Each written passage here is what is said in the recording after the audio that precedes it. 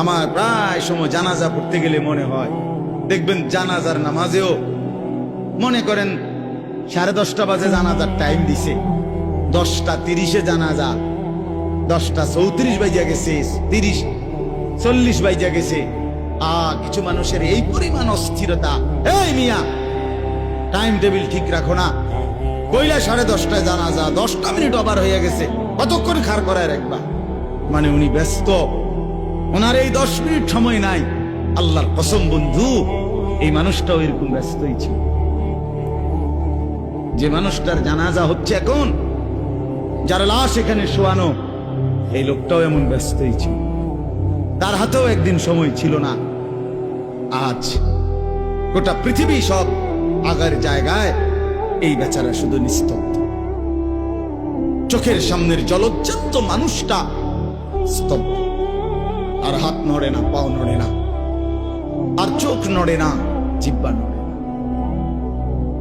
এজন্য দুনিয়ার এই ব্যস্ততার ভিতর দিয়ে আমরা যদি মনে করি যে আমি শুধুই দুনিয়া, ভালো মন্দ, লাভ লোকসান, চাওয়া পাওয়া, প্রাপ্তি অপ্রাপ্তি, মনের চাহিদা পূরণ, সবকিছু শুধু দুনিয়া ভাইয়া, বাবা তো আখিরাত কার জন্য? কবর কার জন্য? তাইলে নবীজি সাল্লাল্লাহু আলাইহি সাল্লাম কাকে তাইলে আখিরাত বুঝাইতে চাইছেন? আল্লাহর কোরআন এমন কোন সূরা নাই, কোরআন শরীফের 114টি সূরা, 114টি সূরার এমন কোন সূরা নাই, এমন কোন রুকু নাই কোরআনে যেখানে আখিরাতের কথা, পরকালের কথা আলোচনা নাই। এই পরিমাণ আল্লাহ তাআলা আখিরাত, আখিরাত, পরকাল, পুনরুত্থান, হাসরের মাঠ, এগুলো আল্লাহ তাআলা এতবার বলছেন, অস্বীকার করার, পাশ কাটার কোন সুযোগ নেই, কোন সুযোগ নেই। কোরআন শরীফে আছে সূরা মুলকের মধ্যে, জাহান্নামী যখন চিৎকার করবে, জাহান্নামের ফেরেশতারা তখন বলবে, আলাম ইয়াতিকুম নাদির, এই নাফরমান, তোমারে কি কেউ কোনোদিন জাহান্নামের ভয় দেখায় নাই? ক্বালু বালা, সে বলবে, হ্যাঁ, কদ জাআনা নাদির, আমার কাছে বহু ভয় প্রদর্শনকারী বান্দা এসেছিল। কত ইমাম, কত খতিব, কত আলেম, কত ওয়াইজ, কত বক্তা, কত পীর, কত মাশায়েখ, কত আউলিয়া, কত বুজুর্গ চোখের পানি ফেলে ফেলে বারবার বারবার আমার এই জাহান্নামের কথা বলছিল, কিন্তু ফাকাদ্দাবনা, আমি মিথ্যা মনে করেছি। অকুলনা মা নাযালাল্লাহু মিন শাই, আমি আরো বলছি এগুলো আল্লাহ বলে নাই, তোমরা মোল্লারা, মুন্সিরা তোমরা বানায়া বানায়া বলো। হ্যাঁ, অনেক বেত্তমিজ লোক আছে, ও এত না, হুজুররা যত কয় এত না, না ওরা জানে, ওরা আগেও একবার ফিডা খাইয়া আইছে, ওরা একবার ঘুরে আইছে হাসরের মাঠ, ওরা জানে যত কয় এত না। ও কইতে লাগলে সবাই কয়, বাড়াইয়ে কয়, মাইক ফাইলে কে না কয়। এই সমস্ত বিদ্রুপ আলেমদের কথাকে আপনি অবজ্ঞা করিলেন। আসলে তো আলেমদের কথা না, কথা যদি হুজুরের কথা হইতো তাইলে না হয় আপনি ফেলে দিতেন, কিন্তু জবানে না হুজুরের কথা, তো সরাসরি আল্লাহর কথা, তো রাসূলুল্লাহর, আল্লাহর, তো সে কথা প্রত্যাখ্যান করলেন কেন? আপনি আমার কথা, আমার ব্যক্তিগত যদি কথা হয় সেটা ফেলে দেন, কথা বোঝেন নাই। কিন্তু উলামায়ে কেরাম আপনাদেরকে নসিহতের মাধ্যমে নিজের ব্যক্তিগত হুজুরদের কথা বলে না, কথা বলেন না কেন? কার কথা বলে? আল্লাহর কথা বলে, রাসূলুল্লাহ সাল্লাল্লাহু আলাইহি সাল্লামের কথা বলে, তো সেটা বাদ দিলেন কেন? সেটা বাদ দিলেন। আমার ব্যক্তিগত কথা তো আপনাদের ধরতে বলি না, আমার ব্যক্তিগত কথা বলি, আপনারা দেখি গ্রহণ করেন কিনা বলেন। মনে করেন আমি কুমিল্লা ক্যান্টনমেন্ট থাকি, ময়নামতি সাহেবের বাজার, আমার মাদ্রাসা বাসা ওইখানে। তো আমি কুমিল্লা ক্যান্টনমেন্টে একটা বড় টাওয়ার আছে, গুমতি টাওয়ার। এই গুমতি টাওয়ারের নিচে আন্ডারগ্রাউন্ডে মুদি দোকান এবং তরি তরকারির দোকান।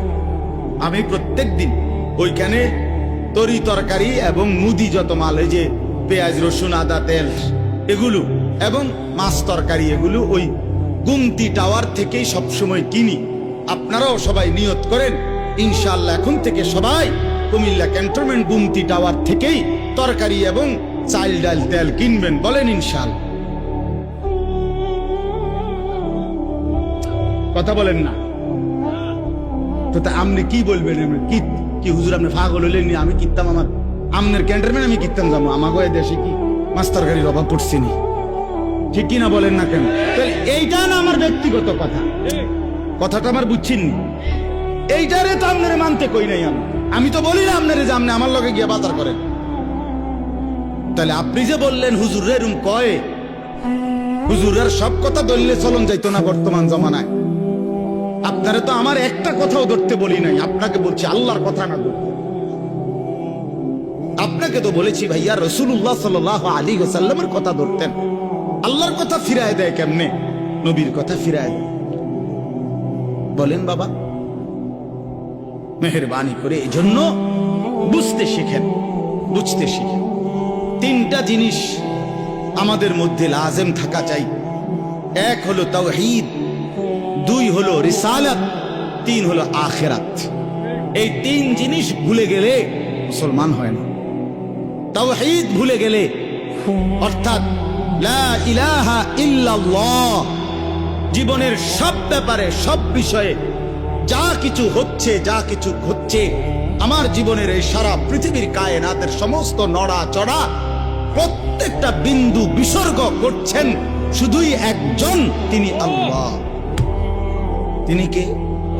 লা ইলাহা ইল্লাল্লাহ, আল্লাহ ছাড়া আর কোনো ইলাহ নাই, দেনেওয়ালা আর কেউ নাই, পালনেওয়ালা আর কেউ নাই।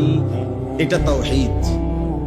আর শাজিমের উপর থেকে সাততবক জমিনের নিচ পর্যন্ত যেটা যেমনে যেভাবে আছে সেটা একজনই পরিচালনা করছেন, তিনি আল্লাহ। এ কথা যত দিলের মধ্যে বসাইতে হবে। দুই নাম্বার রিসালাত।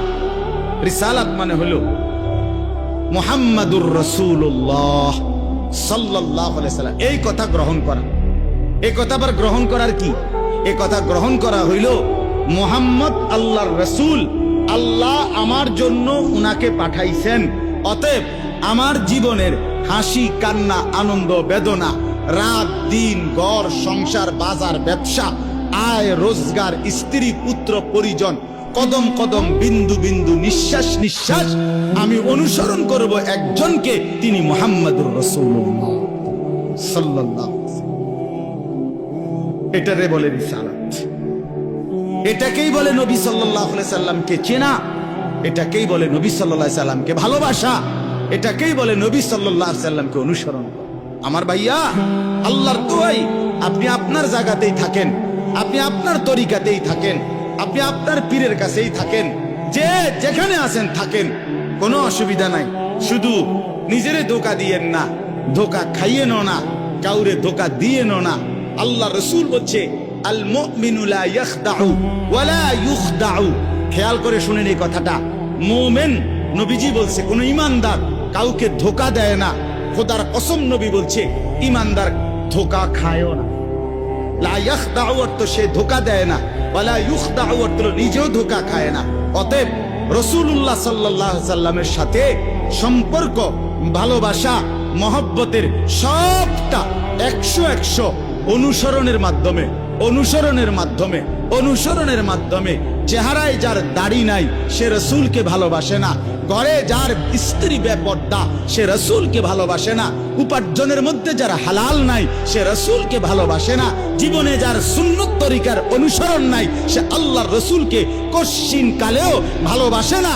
ভালোবাসে বললে এটা ভালোবাসার নামে ধোঁকা, মিথ্যাবাদিতা ছাড়া আর কিচ্ছু। হ্যাঁ, হাসরের ময়দানে মার খাইয়েন না, ধরা খাইয়েন না। কথা বুঝছেন না? এখানে গাছ জোর দেখাইয়া হয়তো আমনে চিৎকার দিয়া, হুঙ্কার দিয়া, এই কইয়া সেই কইয়া, খাইয়া দাইয়া বিরানিয়ে খিচুড়িয়ে মিল্লা পার হইয়া গেলেন আর কি। কিন্তু কবর আখেরাত এত সুঠাম। আখেরাত হাসরের মাঠ মামুর বাড়ি না, হাসরের মাঠ নানার বাড়ি না, আমনের চাচার শ্বশুর বাড়ি না। হাসরের মাঠ সেই মাঠ 1.25 লক্ষ আম্বিয়া, আদম থেকে মুহাম্মদ সাল্লাল্লাহু আলাইহি সাল্লাম পর্যন্ত সমস্ত নবী রাসূল যে মাঠের ভয়ে আল্লাহর কাছে দিবানিশি কাঁদছেন, সেই মাঠের নাম হাসরের মাঠ। সব নবী